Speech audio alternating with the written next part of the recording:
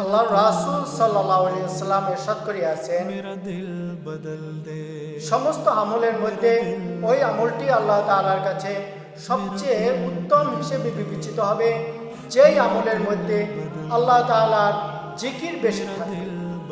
যেমন যেই রোজা রাখার মধ্যে বেশি বেশি আল্লাহ তাআলার জিকির থাকবে, সেই রোজাটি আল্লাহ তাআলার কাছে সবচেয়ে উত্তম রোজা হিসেবে বিবেচিত হবে। যেই হজের ভিতরে আল্লাহ তাআলার জিকির বেশি বেশি থাকবে, সেই হজ সর্বোত্তম হজ হিসেবে বিবেচিত হবে। তেমনিভাবে জিহাদ, নামাজ, অন্যান্য যত ইবাদত আছে, সমস্ত ইবাদতের ক্ষেত্রে জিকির যত বেশি থাকবে, ওই ইবাদতটি আল্লাহ তাআলার কাছে সবচেয়ে উত্তম ইবাদত হিসেবে গণ্য হবে।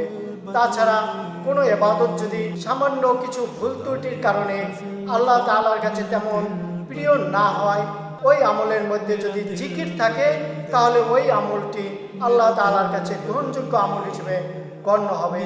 আল্লাহ তাআলা আমাদের সবাইকে বেশি বেশি আমল করার তৌফিক নসিব করুন। আমিন।